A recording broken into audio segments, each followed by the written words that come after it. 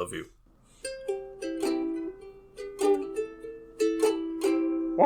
Welcome back, couch potatoes.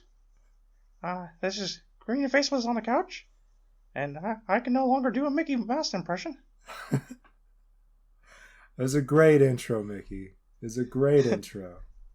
Oh, pay us, Disney. Yeah, I think we'll be lucky if we don't have to pay them. Hey, that's fair. don't sue us. I guess I should say don't sue us, Disney. Don't sue us, Disney. We enjoy most of your films. Most of them. Yeah, there's no money in us. We're friendly. We're friendly critics. That's right. I'm the Faceless Leon. And I'm the Green Travel. I don't know if I said that. I don't think so, Mickey, but it's all right. Mickey may have said it. Mickey may have. And this is a podcast about movies and TV. And this is part of our Disney playlist, if that wasn't evident. The first movie that we watched that actually does feature Mickey Mouse, Fantasia. Yeah, because he was failing. Let's see. Yeah, he was losing popularity like crazy, and Disney was frantically trying to make him popular again. Oh, I did read when I was researching this a little bit that they just spent a bunch of money to make The Sorcerer's Apprentice. And then they were like, this isn't going to make enough money, so they spent more money to make a full feature length. Yeah, he was just dumping money into Sorcerer's Apprentice because he wanted, Mickey to be popular again. Right. And then after a while he was like, man, I put, probably $1 million or so more, maybe more into this. Yeah, into I think it was tiny like animation. I think it was like 1,500, which I think was a lot back then for a short. Yeah, probably comes up to about a couple million today. But yeah. Anyways, Fantasia. It's pretty much one long orchestra music video, and so I don't really feel like there's a need to worry about spoilers with this. If you want to see Fantasia, it's an interesting experience. I'll say that. Yeah, but where Pinocchio was kind of like, I still personally I think Disney's going downhill. I thought Pinocchio was a step up for their animation, right? But I like Snow White better, and I like Pinocchio better than Fantasia. I've never actually seen Fantasia before. This is the first time I watched it, and it's good. It is entertaining, and the animation is great. I love it. I kind of wish the style had caught on and that there was more like this, but I can understand people not being super drawn to this. Yeah, it's fairly forgettable, honestly. Yeah. I mean, it's just images to classical music. Yeah, and if it had been their own music, I think it might have been different. If they had showcased an orchestra and a composer and like made their own music for animations, I think that would have been great. Yeah.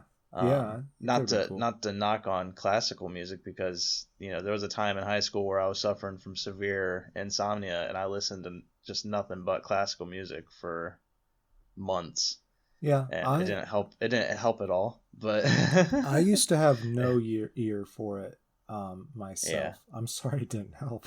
But I had to go to like basic, like my mind had to basically break for me to find an ear for classical music, because I was unable to sleep more than like 2 or 3 hours a night. Oh man. And so I was I just felt dead on my feet for most days. Yeah, I've been having that trouble. It took that breaking point. Oh no. Yeah, just kind of switching schedules. I didn't even have World Crisis to knock on for. Yeah, I guess insomnia. it could Mine be. was just... That could be part of it, but I just sit there and I know I got to get up at 5:45, and so I just am like, okay, you got limited time to sleep. You better get sleeping. And that doesn't help. That does not help. I started taking melatonin the other day. That hasn't really helped yet, but I heard it takes a little while for some people. Well, best of luck finding that, because insomnia is a bitch. I was going to say, before we start talking about insomnia. I was gonna say I didn't really have an ear for classical music. That is until I started working at an opera house, and so the structure of this is interesting to me because I helped put on performances like this, minus the animation. Yeah, we did similar in high school. I don't know if we ever did like very much classical or like opera stuff, but we definitely did like one or two, choir showcase kind of things. Right. Where we had to, I had to do audio for this kind of stuff, and like I loved it back then. But it wasn't something like I went out of my way to listen to until I was basically going insane from insomnia. Yeah. But here, again, it's beautiful animation, but overall, I find Fantasia to be a very forgettable movie. Yeah, I would agree with that. There's some pretty good moments, but yeah, I think I would have trouble naming off all the segments if we didn't have like a list of them right in front of us. Yeah, if I hadn't written down notes for about all of them. Yeah. But I mean, like even before we started this, I had to look at all my notes, and like as I hit the next segment of the movie, I was like, oh right, they did that. I remember that now. Right. And then like I'd hit the next note and be like, oh yeah, that's right. Like I'd forgotten it all, and I was like 3 days ago I watched this movie. As you said, it's kind of like one long presentation from an orchestra. You have a guy who comes out. Who is that guy? I think he worked for Disney. Well, it's all conducted by Leopold Stokowski. It's performed by the Philadelphia Orchestra. Right. And the narrator is Deems Taylor. Deems Taylor, yeah, that's right. Yeah. I had written it down. It didn't look like a name. Oh man. But yeah, he comes out. There was a weird bug in my Disney Plus when he first came out. He comes out and he introduces the first segment, which is Toccata and Fugue in D minor. Right. Yeah, he comes out to introduce that, and for whatever reason, my Disney Plus bugged out and put the whole thing in German. I didn't change the language at all. Like even when it went to German, I was like, whoa, okay, maybe the whole thing's in German. I didn't know. Like I didn't realize until it came out for the second segment where it was just randomly in English, and I was like, what the fuck?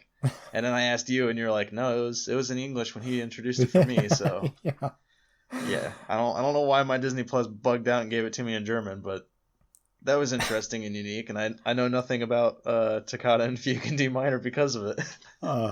That's funny. Well, I mean, I could tell you basically what he says in that first part since you didn't get to experience it. But firstly, his role, like at least from my experience working at the opera house, there's not typically somebody that there's occasionally a speaker who will introduce the pieces. But they do not talk at length as he does. And maybe that's an old style. Well, I think it was mainly because they were making it a movie, right? And they knew that they probably had to explain it more for people in theaters, like right. Maybe not. Even back then, you had to grab the audience's attention and like just listen to classical music. They'd be like, "Well, I should have just gone to a fucking theater house for this." Right. Like, yeah, so they're getting more information here with the animation. Yeah, I could see that, and I feel like the people even back then who would go to an opera house or an orchestra hall know a little bit about the music before they listen to it. Yeah. And I think that's one of the big criticisms of Fantasia too. Like even for me, it's like classical music. I mean, as we've said, we don't really have an ear for it. Right. But when we do listen to it, you don't need anything else. No. When you get into classical music, you get into it. It's beautiful. Right. It really grabs your like all of your attention. I'd argue like of course the people who study it like to know the history and stuff like that. I just because I like history, like to know like what period it's from. I do enjoy. Yeah.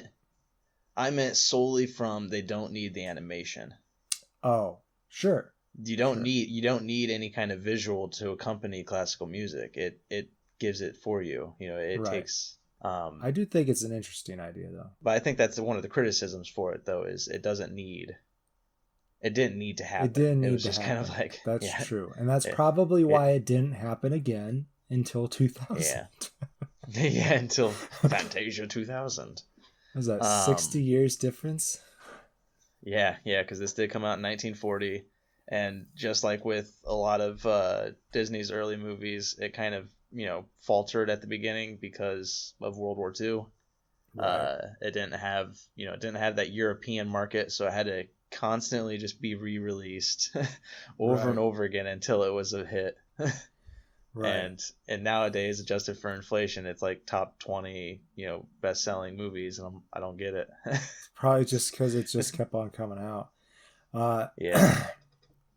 So, what Deems says in that first part, he talks about the different types of music that you would see. He said that there'd be some that are telling a story, some that definitely bring to mind certain images, but not necessarily a particular story, and then some that are completely abstract. And the first one, Fugue, I don't have the Toccata list pulled and up. Fugue. Yeah, thank you. Is an abstract one, and I gotta tell you, I'm having trouble remembering what the imagery was in that. I remember that it was mostly just lines in the sky. It's kind of like a sunset, sunrise kind of sky background, and it was just a bunch of lines going with the music, and it was nice, but it was nice. It's forgettable. If they did that at our opera house, I would have been like, okay, that's cool. But right. So I do remember that the composer starts, and it's not really animation. There's a bit of lighting going on behind a scrim as he does it, and then it. Then there's this nice transition into the animation, but that's all I remember. That is nice.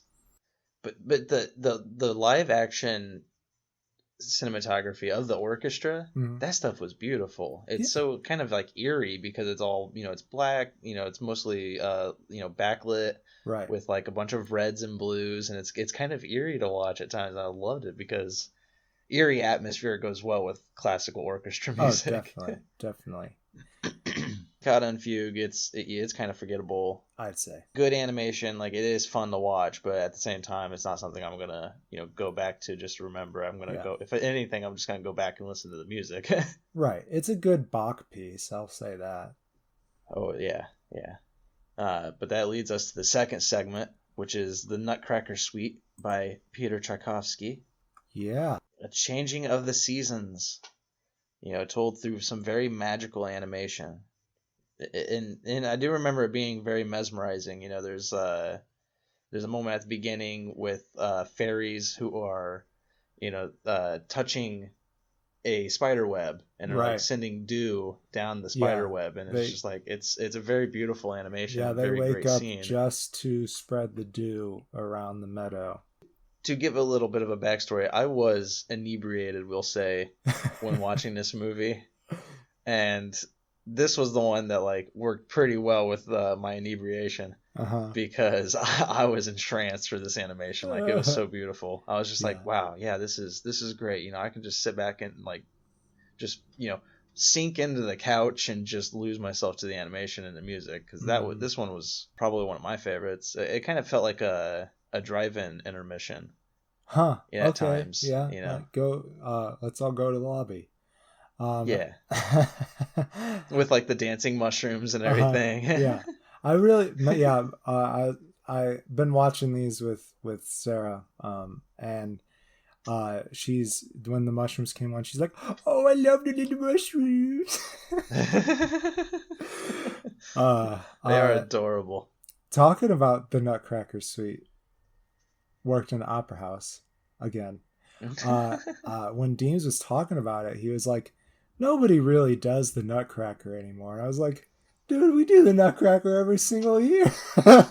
It became popular. I guess it had a resurgence. I don't know when, but it must have been pretty much dead by the time this movie Yeah. came out, because he was like, nobody does it. He just like threw it away. I was like, Well, it could have also been a bad joke because there was no maybe, audience maybe, for yeah, that's the. true. That's true. We don't have the Yeah, audience reaction for that. I guess we could research it to see if there yeah, was indeed a resurgence, but yeah. Because it's just like I wasn't really paying attention much when he came on screen. That was kind of like the Rocky Horror Picture, like boring. boring. No, he's good. Like it's rude to say that about James Taylor because like he did have some funny moments, but like for Yeah, the most part, when he came on screen, I was like, all right, I'm waiting till the animation's back. right. Oh, he also said something about like before Toccata and Fugue started. He said that these are the artists who are interpreting these music are not musicians, and he said, I think that's for the better. And I'm like, dude, you're in the middle of the orchestra. I'm surprised you didn't get pelted. Yeah.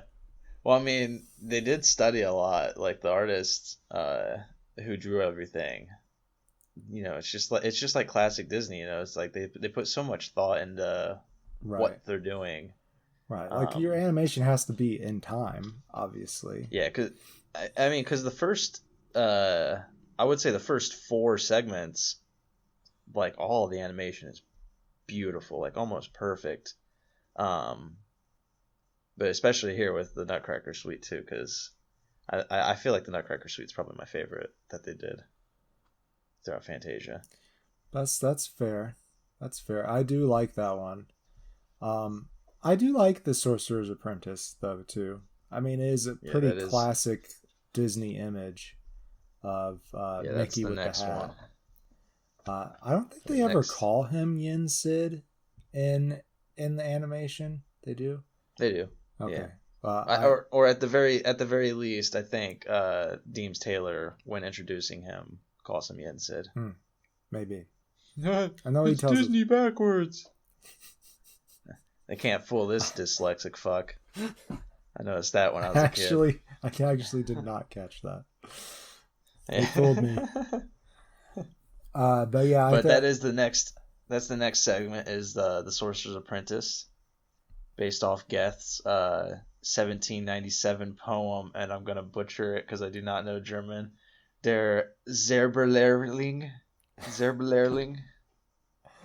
Yeah, and then of course the music came, and then the music came after in response, and it's great. It is a very good piece, and this is what I'm talking about. Like this animation here is, this is what sold the movie. Right, exactly, yeah.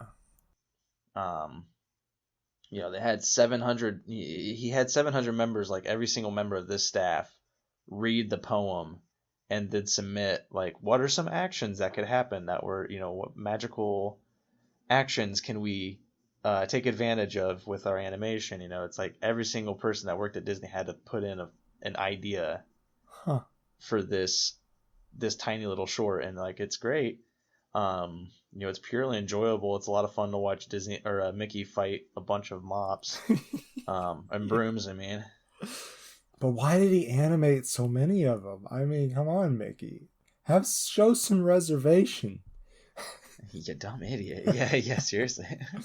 So if you guys don't know the story of this short, Mickey is an apprentice and he's asked to fill a cauldron.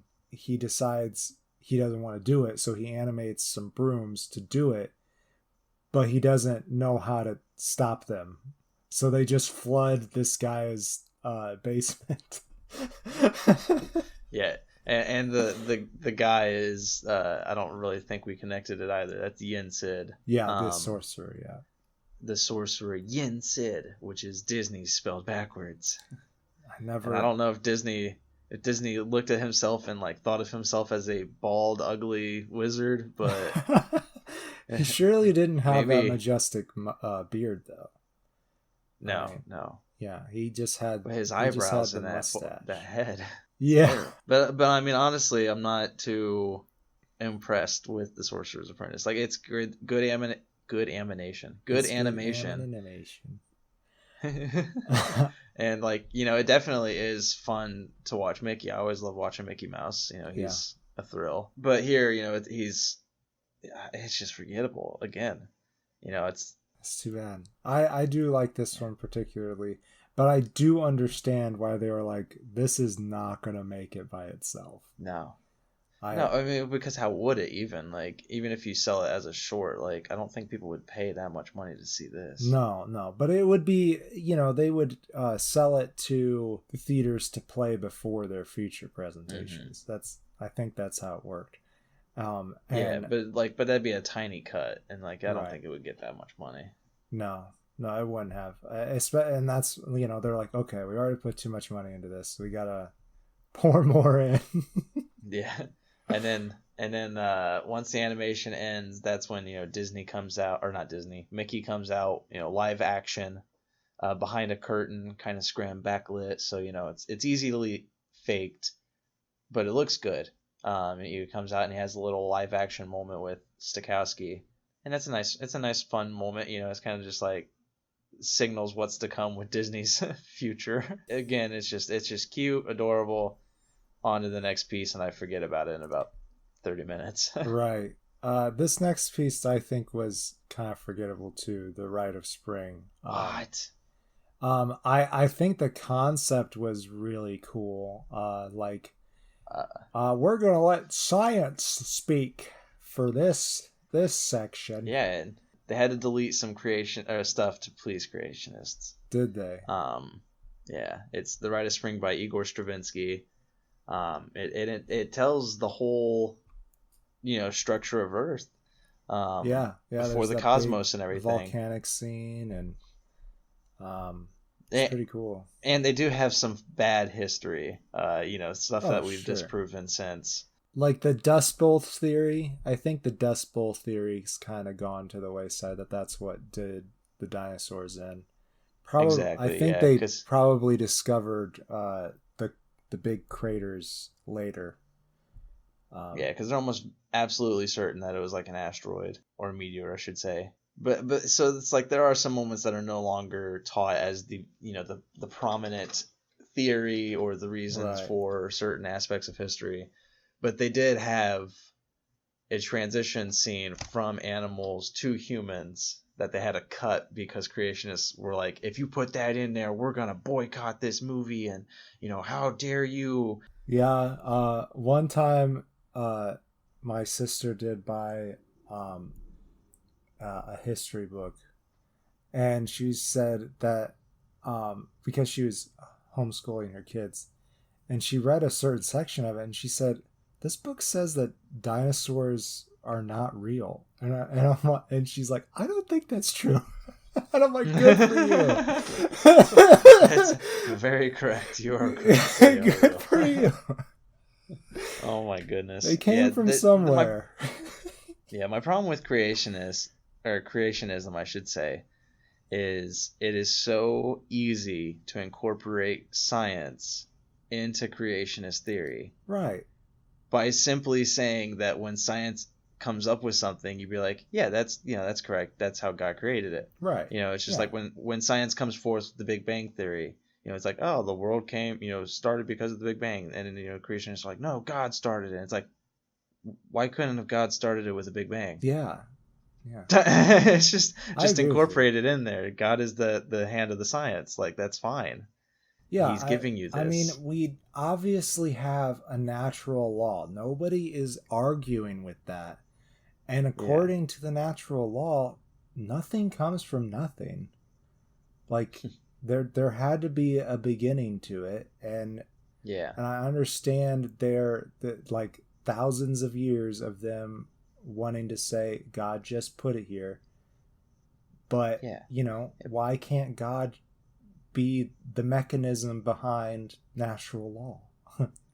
Exactly. They keep wanting to ignore science, and it's like, no, God is giving you the science. Yeah. Use what he is giving you. He's giving you all of this, like, it's like, especially with energy and stuff right now, climate change and how we're ignoring all that kind of. Why are we ignoring this? God is warning us. I'm atheist, so I don't actually believe God's warning us, but from the Christian perspective, he is sending you blatant signals that we need to fix this. Yeah, and we're always ignoring looking it all. for a sign. We're getting signs. them all from scientists. Yeah, scientists are red alerting everybody, and we're ignoring it still. I'll cut most of this out. But no, the rite of spring is Earth creation. You see earthquakes, you see lava pits, you see lots of dinosaurs. Life form in the ocean, life grow legs, come out of the water. You get the dinosaurs. The dinosaurs I thought were great too, especially the Stegosaurus T-Rex fight scene was a lot of fun. Oh yeah. That T-Rex had the squarest head though. Yeah, it did. It had some really goofy arms. I guess they all kind of had square heads except for the pterodactyls, which I thought those were cool. The swoops with the music was really cool. Was it wind chimes? I don't remember. I don't quite or a xylophone. Maybe a xylophone or a marimba. But yeah, it was. I really enjoyed the Rite of Spring. I would say it's one of probably my second favorite of the animations. I think it suffers from being in the middle. Yeah, because you're kind of getting that's why I don't remember it. It's right before the intermission too, so you're kind of getting a little drained. Right. But like all the dinosaurs were like animated from a low angle to give them more intimidation factor. Right. And they spend the perfect amount of time on like the cosmic clock too. It's like they don't. Before Carl Sagan made the calendar that shows how we've been like a fraction of a day in the whole calendar. Right. They spend like the proper amount of time, like they spend a heck of a lot of time on the creation of Earth, heck amount of time on dinosaurs, and then as you get closer to like modern day stuff, it just like whips by, and like it was it's accurate. I don't know how the science was back then, but I thought that was amusing to watch them do this timeline animation. And the music's daunting, it's dramatic. It kind of just fit. I really enjoyed it. Well, this next one, there's a lot to talk about in this next segment. The pastoral symphony. Well, there's actually one, but there's the intermission and the soundtrack. Right, you got to meet the soundtrack. And I actually enjoyed that one too. It's literally just lines of audio. Yeah. It's the tiniest segment of the whole thing. It's the band's coming back from intermission, and it's like, here's a violin, and soundtrack, who is a new character, a squiggly line that just shows you the audio waves, basically. Don't be shy. And at one point, Deems gets kind of mean to soundtrack. He's like, he does. Drop the other shoe.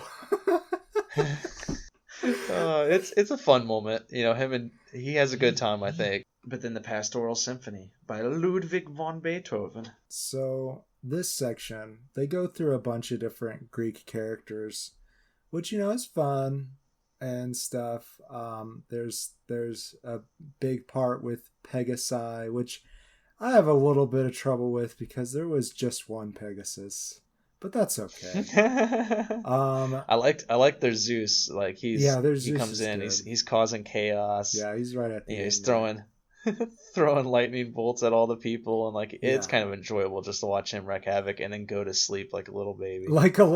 Yeah. I also did like Vulcan too. I'm having a blank of what his real Greek name is. But it's not Vulcan.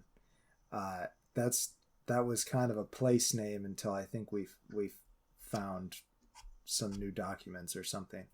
But anyways, I'm clueless. He tosses Zeus's the lightning bolts as he's making them. Yeah. And then Zeus is like, I'm done.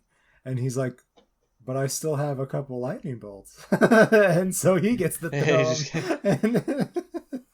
And Zeus finds like a few in his cloud blanket, and he like tosses them out. It's like tiny little shards that were like left over, and he's like, "Oh, whoops! Oh, yeah, I don't want to sleep with that." And I'll drop that off the edge there. Yeah, and there's blow up somebody else. I think I'm gonna say the instrument wrong, but I think the lightning was all played by the timba. That's not right. The big drums. Yeah. The real big drums. And neither of us were in band class. No. And I even worked at the opera house. I don't know. But anyhow, a major part of this has to do with centaurs getting hooked up with their girlfriends, the the Centaurettes. Centaurettes, which is also like, okay. Way to go there! Like you had a gender. Yeah, they're all centaurs. It's okay. Yeah, they don't. We don't call them humans and humanettes. Yeah, we don't call them humans and humanettes. The reason that happened was because there really hadn't been any animation or depictions of female centaurs, and that's why they decided to do that. And I'm like, but obviously, centaurette is not a Greek word, right? Like, why even bother? Yeah, but also just female centaurs.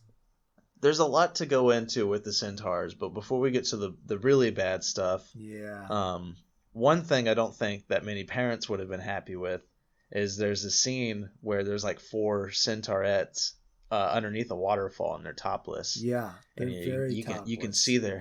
You can see their booby-loobies. There's no nipples or anything, but their boobs are there. There's a couple nipples later. Well, then they come out of the water though, and you see like, oh, they got horse bodies. Yeah, they got horse. And bodies. I feel like back in the 40s, there were a lot of kids who had some sexual awakenings with this movie. They had to keep it quiet though, man. There honestly, even the fairies in the first section are very furries. Yeah, they're. I mean, they're obviously not wearing any clothing, but they're monochromatic, so they're like it's almost like they're made out of light, so that's passable, I'd say.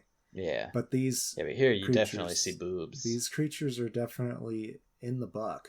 Yeah. In the buck. Thanks. That's racist. Oh. And speaking of racist.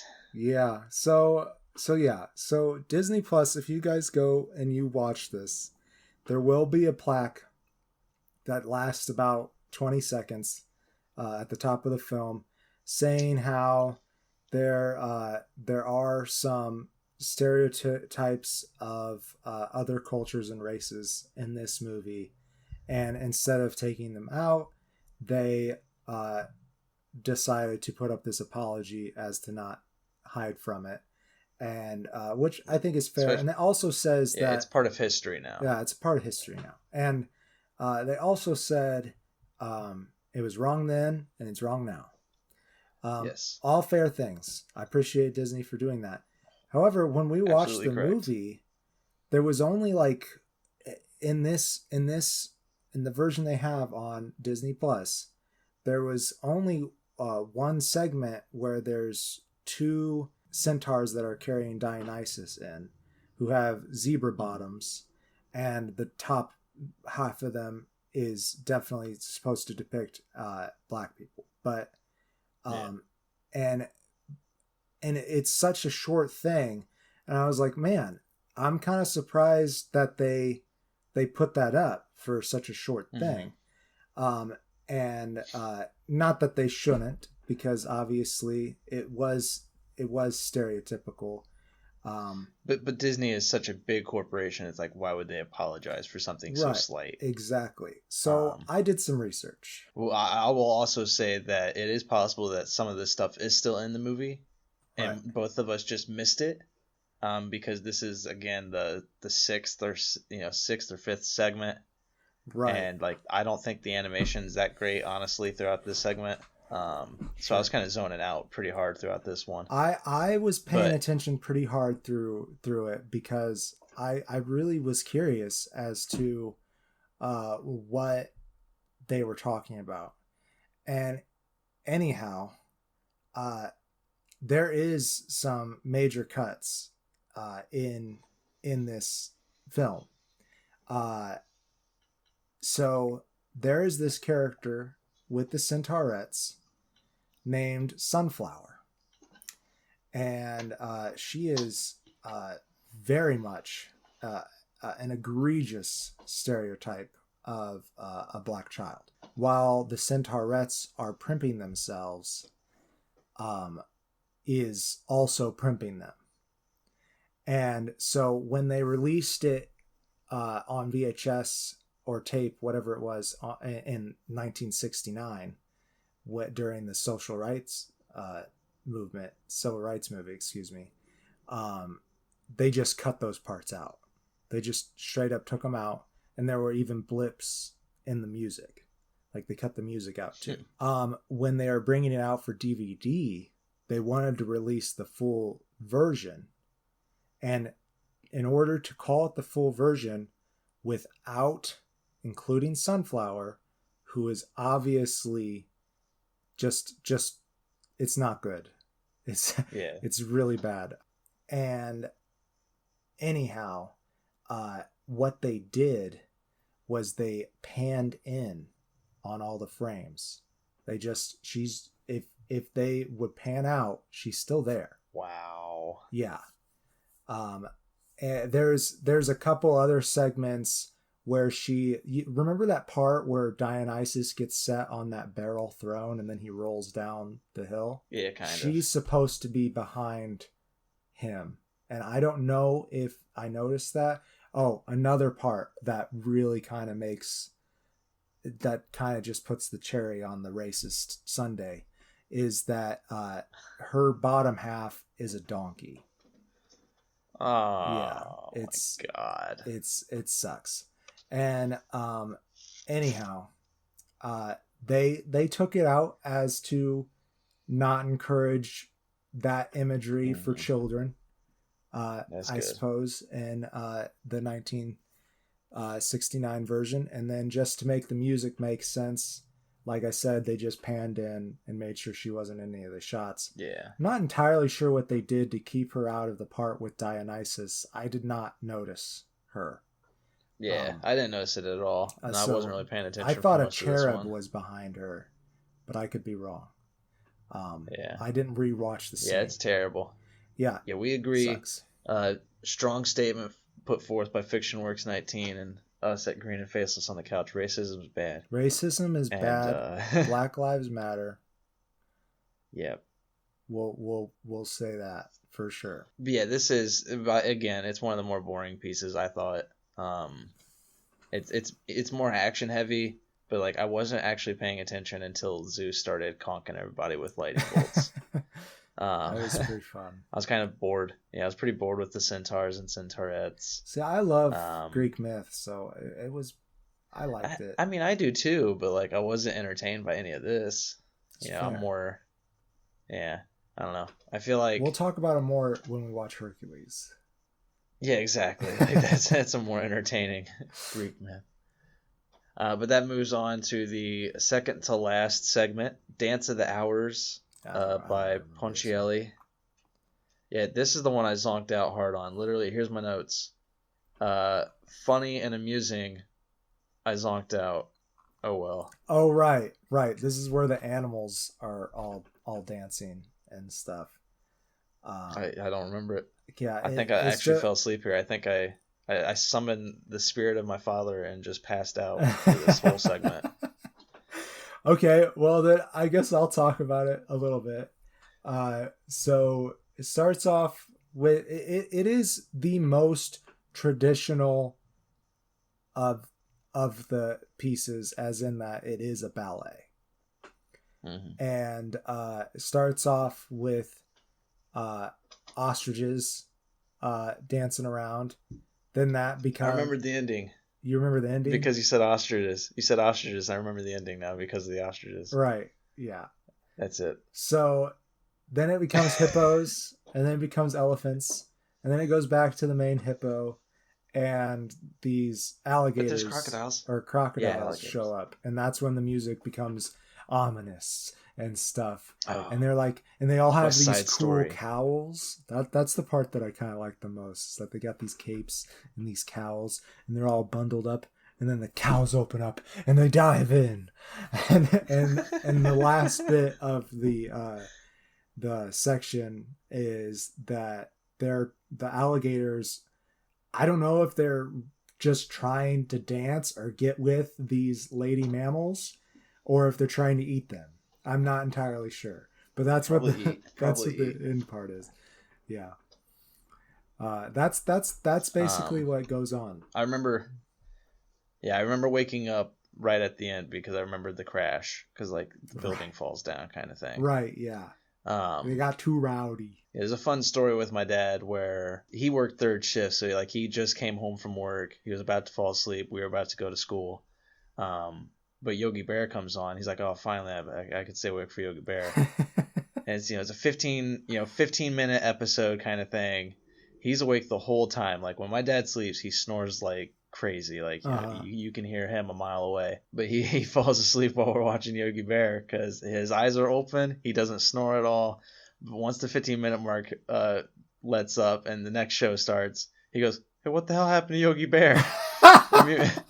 Me and my dad were like, or me and my brother were like, they finished the episode, Dad. It's on to the next thing. He's like, they didn't play the damn episode. Like he fell asleep with his eyes open, like just completely zonked for 15 minutes. And that's what I did with this whole segment is I just zonked all of it out until the very end. Funny. The building crashed down. I have a story about my dad too.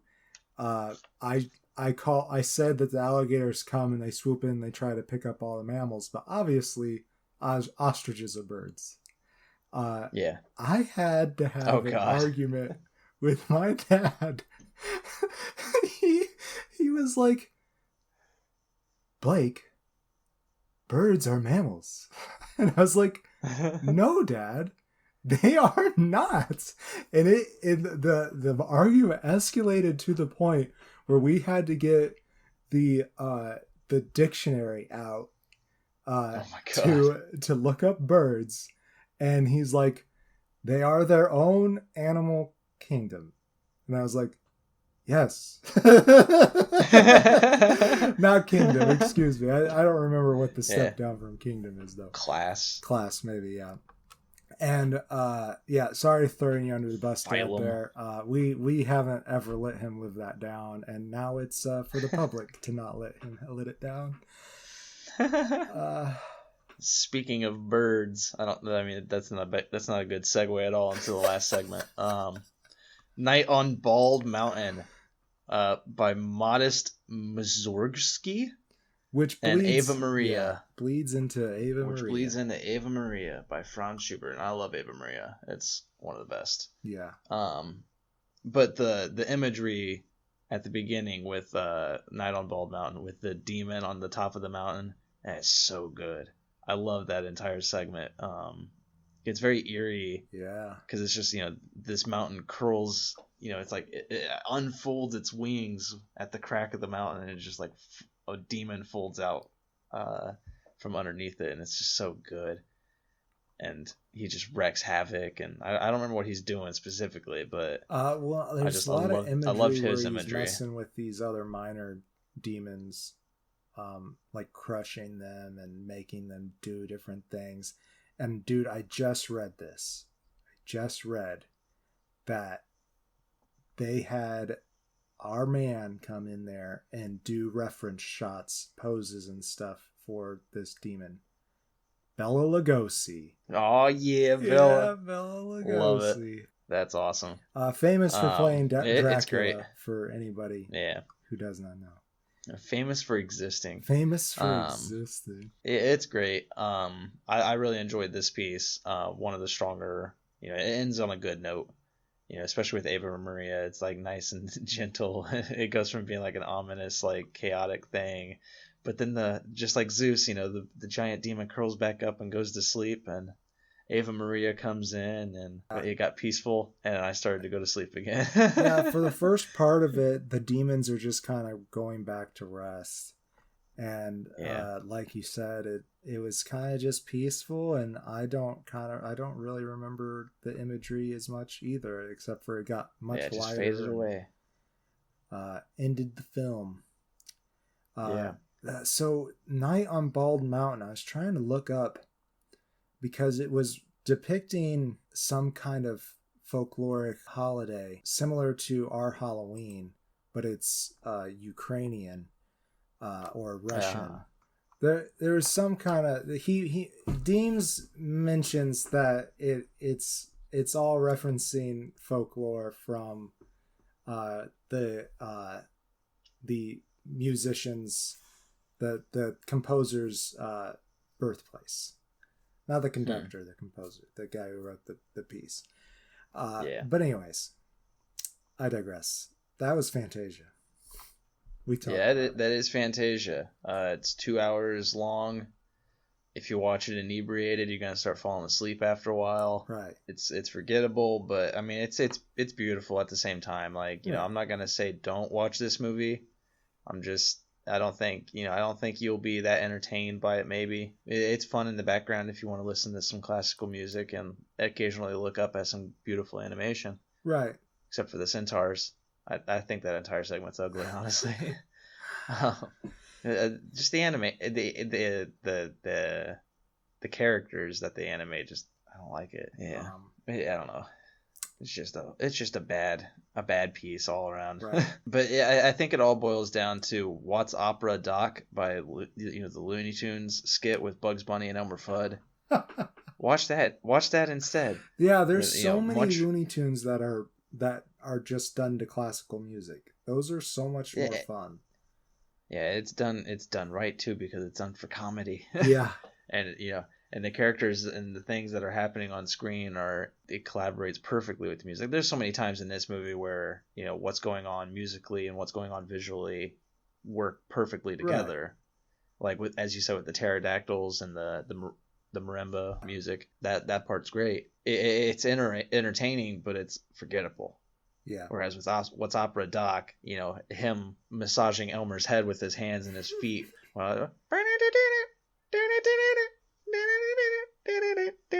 It's like that's gonna be stuck in my head for until I have old age and start forgetting everything. No, that'd be the only thing left. Right? I'd be 94 years old, just be like, I remember Bugs Bunny. Talking to my kid, and it's like, I don't know who the fuck you are. Yeah. Yep. Next movie in the playlist is Dumbo. But I think we did it. I'm the Green Traveler. Now I'm the Faceless Leon. Safe travels. Do you thirst for adventure? Do you search for laughter and friendship? Ha ha ha ha! Then don't miss the adventures in Valagorn! Welcome to a new world of fantasy, fun, and action! Coming to you as a monthly serial starting on January 19th of 2021. And brought to you by the imaginative people of FictionWorks 19. Starring Greg Callahan as Raphael Anastas Magoo, Sarah Christ as Vashti Whisperwind, and Kenneth Glynn as Pai Sho Wukong. We'll see you in Valagorn. The Adventures in Valagorn. Hey there, couch potatoes. This is the Faceless Leon here. Tell you about our new addition to the show. We will be bringing to you 2 episodes a week, starting on Monday the 4th of January, 2021. I'll tell you, thank you for letting that year be over. We're going to bring in the new year nice and strong, 2 episodes a week. Do our regular thing Thursday, nothing's changing there, but on Mondays, we are now going to be bringing to you playlists. We're going to start off with watching the Disney movies, the OG Disney movies from chronological order. We'll break it up there with some other things. Who knows what we might do.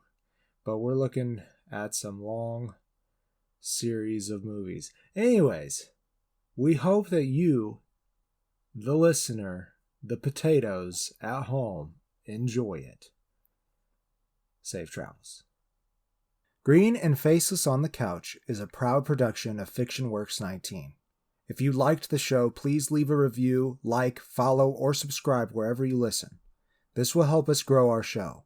Be sure to visit us at facebook.com/greenandfaceless. There you'll find many links to our show and to our website. Thank you all very much for listening.